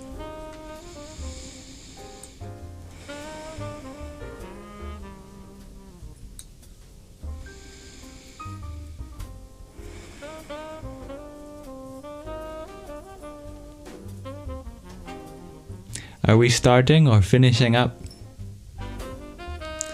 I think we are good to begin our final portion of our Sangha soon. But how are you? Miananda, you ask, did you miss rumination? I'm afraid you just did. But that's okay. I always upload the ruminations to my YouTube channel, Yamsox Lives. And we can continue to ruminate on the poetry of Rumi. Dear Sarah, you are on edge as usual, but doing well. You had a good day, which is all that matters. I'm happy to hear heard that. May you walk the edge of life with ease, knowing that centered in you is a force so balancing that you will not falter. But even if you do, your wings will unfurl and you will fly back to the top. Dear Lauren, you're wondering, do I play any instruments? I am an instrument being played by the universe. I hope to be a hollow reed for its breath to sing through.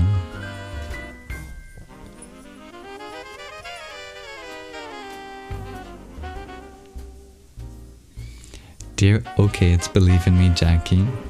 Your question of the day. If I went away and could only bring something special and personal, what would it be? I would bring the most special and personal thing I have. And that's my heart. For I know wherever I take my heart, I will be home. Sarah, you're wondering, is this a jacket or a house coat? It is a Jedi robe. I've got the mark of the Jedi here. Even has a hood.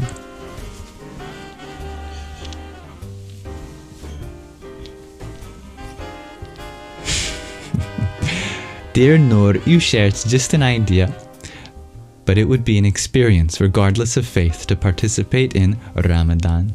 You know, it's funny, I already kind of do in a way, because I usually never have a meal between sunrise and sunset. So I've been doing Ramadan for like a year. The fasting part of it. But I'd love to engage more in the faith side of it.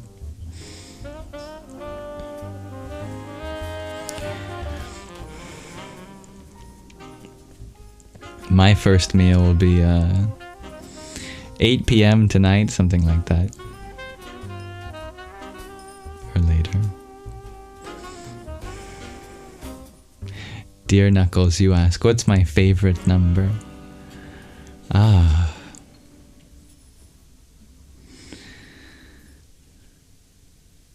have 0 favorite numbers, but in the infinite diversity, I feel we are all one.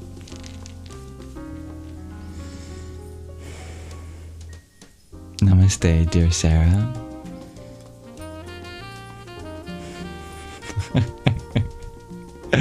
Not all night, dear Anne. Maybe last night, but thank you, Knuckles, for your finger heart. Om Kamalyar Mahakalikaye Namah.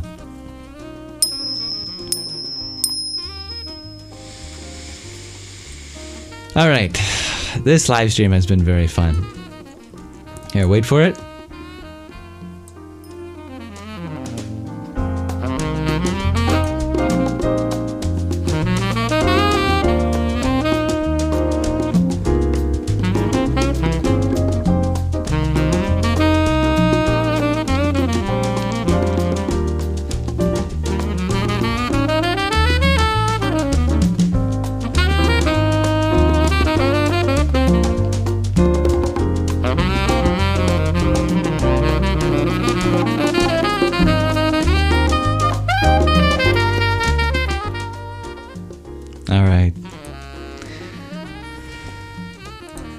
I wanted one last little jam session before we transition to Nididhyasana, where we'll be doing a mantra meditation to end our live stream.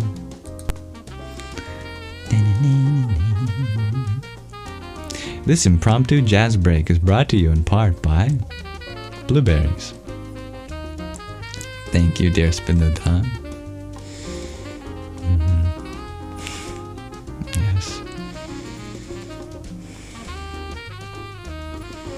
Tatwamasi, you ask, did 0 come first or 1? To the many, the 1 came first, but to the 1, the none came first. All right. I would love to end with a meditation with you all. I would like to do a pair of mantras. Usually I do just one, but I'd like to do one after the other. This mantra is Om Shri Ganeshaya Namah Om Ganganapataye Namah. It's a pair of obstacle removing mantras for Ganesha, also known as Ganapati, who is the elephant-headed god in Hinduism, or form of the divine. He represents wisdom, buddhi, intellect, and the ability to navigate challenges in life through being level-headed. There's some pointers for pronunciation if you're interested. The O, E, A, A. These are all long vowels in terms of length. The S with the accent above it is an SH sound. Sh, just like we have in English, the palatal sibilant. The H with the dot under it is a visarga, an exhale, an expulsion of breath. Like a little cough. Nama. It symbolizes giving your breath to something. And for the R's and the N's, you see the dot underneath the N. These are retroflex, meaning you curl your tongue back. Shri, that's how you get the nice rolled R sound. And the Arna sound in Ganeshaya and Ganapataye. And oh, I forgot to put it, but the M with the dot under it, like in the bijas, Ong and Gang, these are anuswaras, inner sounds. They're nasalization. So now we can turn down our most wonderful jazz music, which we will not be chanting to. Leave it to the silence, and I'll be using a Rudraksha mala. You can use prayer beads of other sorts to count with me. But I'll be doing 108 of these pair of mantras, starting from the Guru bead and ending all the way back up at the Guru bead. Otherwise, you can just listen, and if you consent, may you receive the benefits of this mantra.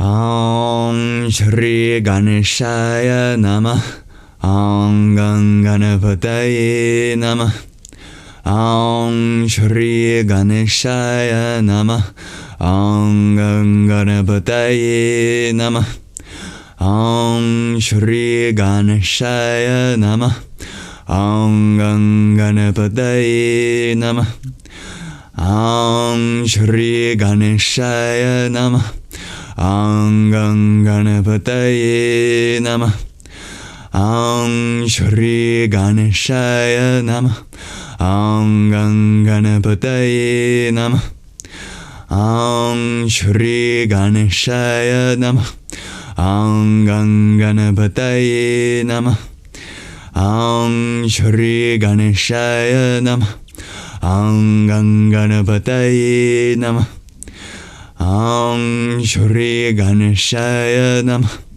Om Ganganapataye Namah Om Shri Ganeshaya Namah Om Ganganapataye Namah Om Shri Ganeshaya Namah Om Ganganapataye Namah Om Shri Ganeshaya Namah Om Ganganapataye Namah Om Shri Ganeshaya Namah Om Ganganapataye Namah Om Shri Ganeshaya Namah Om Ganganapataye Namah Om Shri Ganeshaya Namah Om Ganganapataye Namah Om Shri Ganeshaya Namah Om Ganganapataye Namah Shri Ganeshaya Namah. Ganganapataye Namah. Shri Ganeshaya Namah. Ganganapataye Namah. Shri Ganeshaya Namah. Ganganapataye Namah. Shri Ganeshaya Namah. Ganganapataye Namah. Shri Ganeshaya Namah. Ganganapataye Namah. Shri Ganeshaya Namah. Ganganapataye Namah. Shri Ganeshaya Namah. Ganganapataye Namah. Shri Ganeshaya Namah. Ganganapataye Namah. Shri Ganeshaya Namah. Ganganapataye Namah. Shri Ganeshaya Namah. Ganganapataye Namah. Shri Ganeshaya Namah. Ganganapataye Namah. Shri Ganeshaya Namah. Ganganapataye Namah. Shri Ganeshaya Namah. Ganganapataye Namah. Shri Ganeshaya Namah. Ganganapataye Namah. Shri Ganeshaya Namah. Ganganapataye Namah.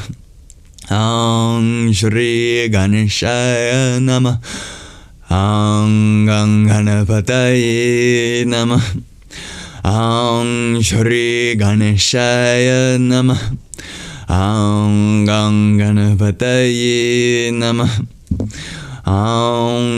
Shri Ganeshaya Namah.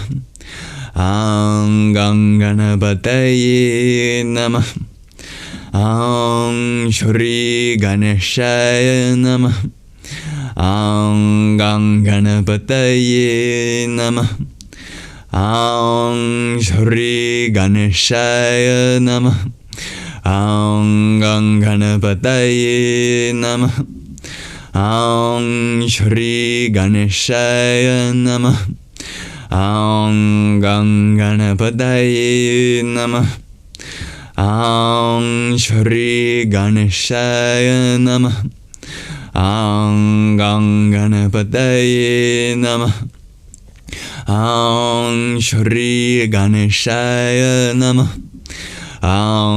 Ganganapataye Namah. Shri Ganeshaya Namah. Ganganapataye Namah. Shri Ganeshaya Namah. Ganganapataye Namah. Shri Ganeshaya Namah. Ganganapataye Namah. Shri Ganeshaya Namah. Ganganapataye Namah. Shri Ganeshaya Namah. Ganganapataye Namah. Shri Ganeshaya Namah. Ganganapataye Namah. Shri Ganeshaya Namah. Ganganapataye Namah. Shri Ganeshaya Namah. Ganganapataye Namah. Shri Ganeshaya Namah. Ganganapataye Namah. Shri Ganeshaya Namah. Ganganapataye Namah. Shri Ganeshaya Namah. Ganganapataye Namah. Shri Ganeshaya Namah. Ganganapataye Namah. Shri Ganeshaya Namah. Ganganapataye Namah. Shri Ganeshaya Namah. Ganganapataye Namah. Shri Ganeshaya Namah. Ganganapataye Namah. Shri Ganeshaya Namah. Ganganapataye Namah. Shri Ganeshaya Namah. Ganganapataye Namah. Shri Ganeshaya Namah. Ganganapataye Namah. Shri Ganeshaya Namah. Ganganapataye Namah.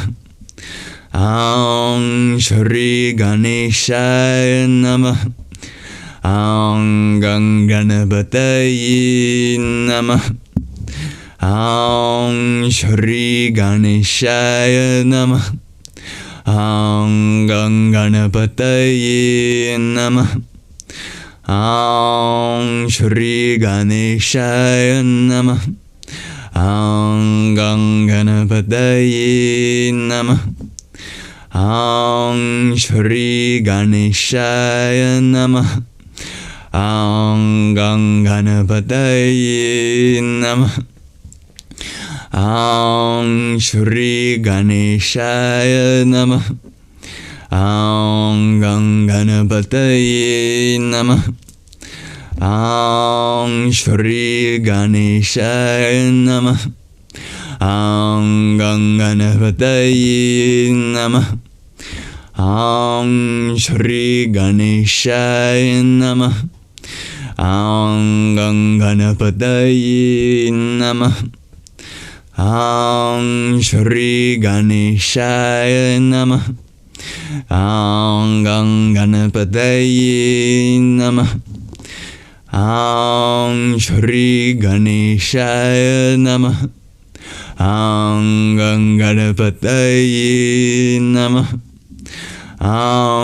Shri Ganeshaya Namah.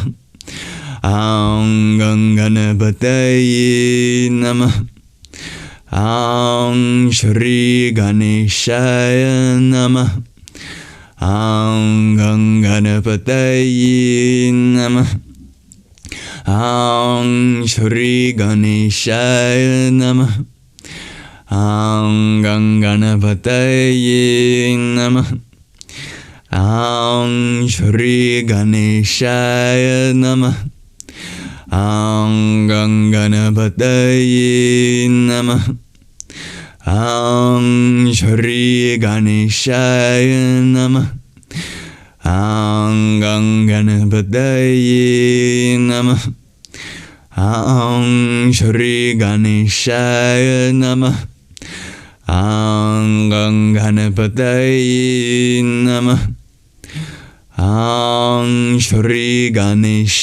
Namah. Ganganapataye Namah. Shri Ganeshaya Namah. Ganganapataye Namah. Shri Ganeshaya Namah. Ganganapataye Namah. Shri Ganeshaya Namah. Ganganapataye Namah. Shri Ganeshaya Namah. Ganganapataye Namah. Shri Ganeshaya Namah. Ganganapataye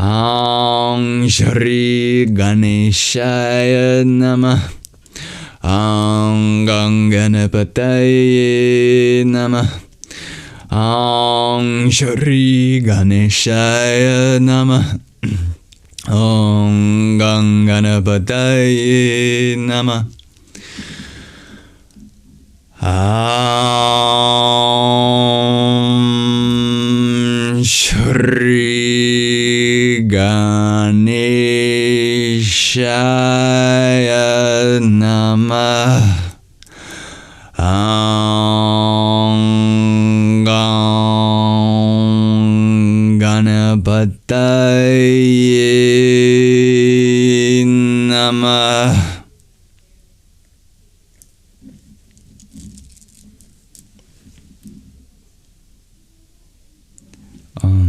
Salutations to the remover of obstacles. May your travels be clear of debris, and that all challenges are faced with intellect and wisdom, steady and firm in mind. Om Gam.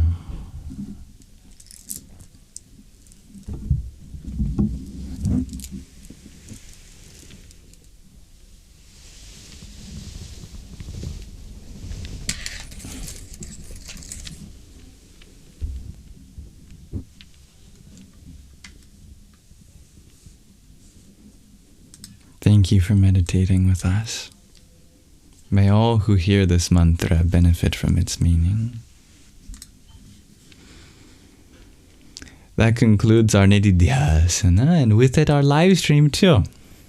So thank you very much for joining me today.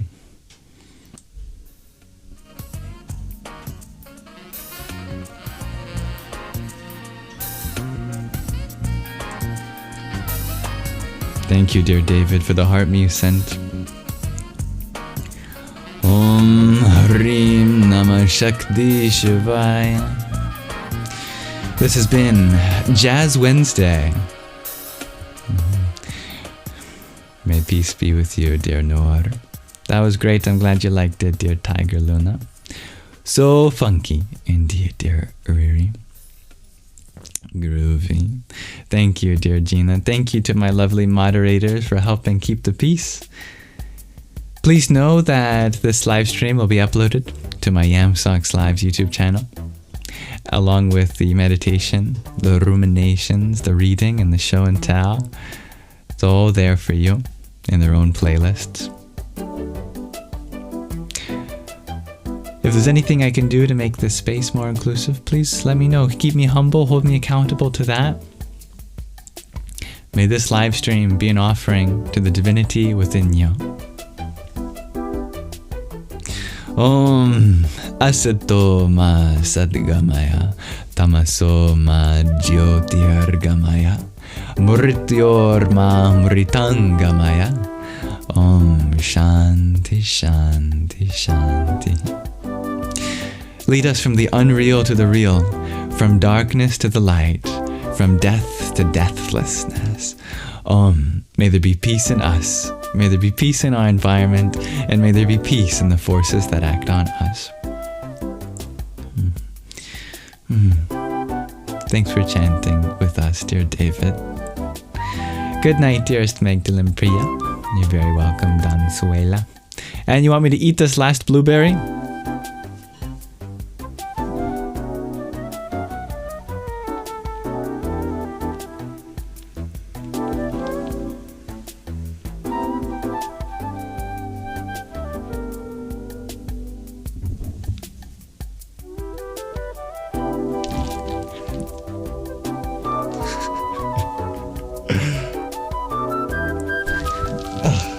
How do they do it? Oh, it's behind the couch now. It doesn't want to be eaten. It has been saved by the mercy of the universe. Om Namo Blueberry Namah.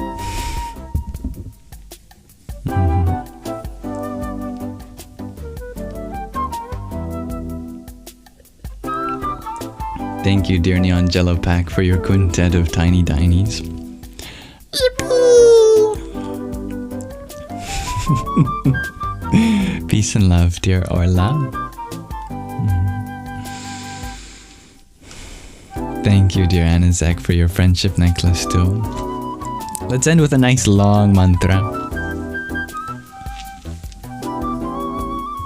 Why don't we do a mantra from the Bhagavad Gita? Do a random one.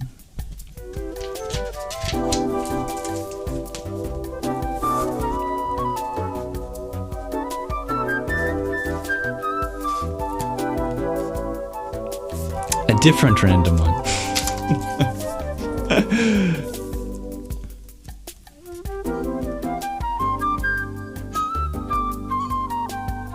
A third random one. Third time is the charm. There we go.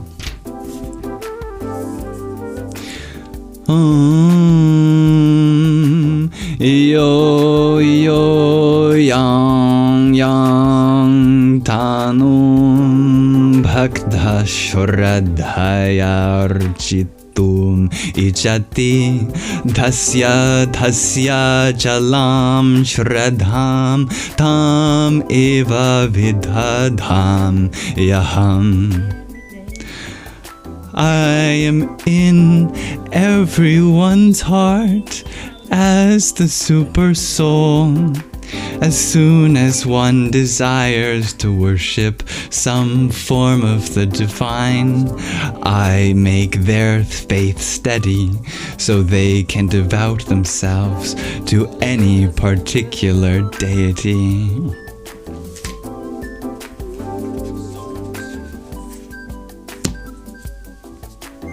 And without further ado, thank you all for being here. May you have a wonderful rest of your afternoon, your evening, or your night. Whatever time you are in, may you have a wonderful rest of your present moment.